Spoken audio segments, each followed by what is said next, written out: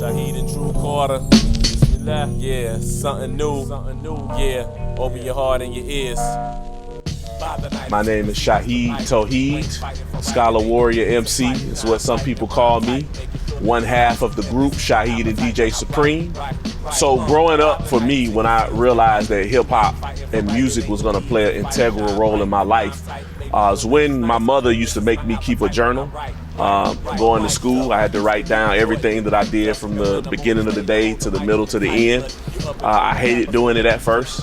Ironically, me hating doing it turned into a passion, turned into writing rhymes, writing poems. But I was also, what made me want to get into that is being influenced by what I was listening to. So I listened to a lot of the legends, the classics. I listened to a lot of Eric B. and Rakim, EPMD. We talking Run DMC. I had the influence of a lot of jazz legends like Al Jarreau, James Brown. We talking about it all. Funk. Prince is one of my favorite artists of all time. So listening to those legends, it shaped me and what I wanted to do. I just put, the Shaheed twist to it a little bit. The Birmingham music scene has grown a lot and is still growing. I've been on this music scene since I was a teenager, and literally 21 years now.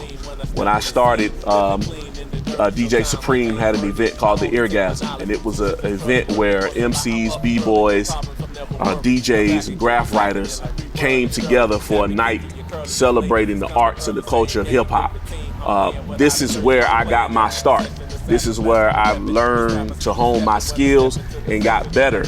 The Birmingham hip-hop scene and the Birmingham music scene literally is what raised me to become the artist that I am today. And no matter where I go, no matter what I do, what you see, if you see good in me, you see that from that era. That's what came with me. I try to present that because that's what literally helped me and molded me to the artist I am today.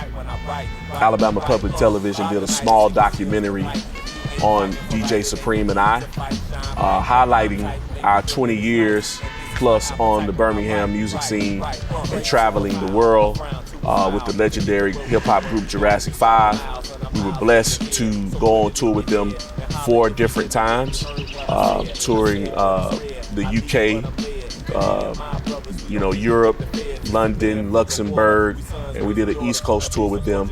And being on that tour literally helped my worldview because when you go across the world and people see that you're from Birmingham, number one, they don't know what to think because they already have preconceived notions about what Birmingham is.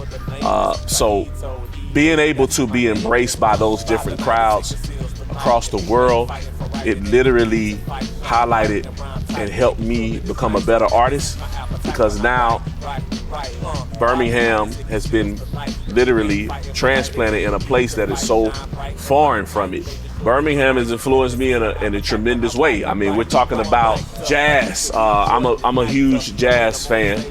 And we're talking about Sun Ra, being that Birmingham connection. We're talking about Tuxedo Junction, the Erskine Hawkins experience. What a lot of people don't know is Eddie Kendricks is from here, from the Temptations. He's from here, lived across the street. My mother grew up with Eddie Kendricks in Inslee. He's a Birmingham native.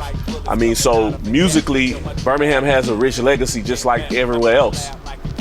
So that part and knowing that history influences me when I pick up the pen.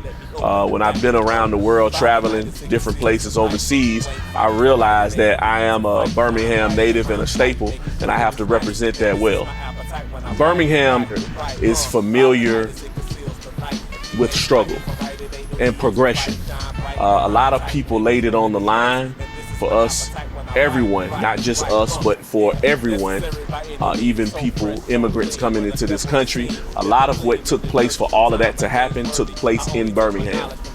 Most people talk about the South, but Birmingham was where a lot of it went down. We're talking about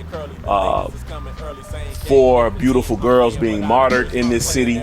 We're talking about people struggling and fighting for freedom, being sprayed with water hosed, dogs being stuck on them. A lot of that struggle is what took place for us to get to where we are today. So, you know, you cannot forget the past to know where you're going in the future. You have to look back at the past to look at how far you come and also how far you need to go.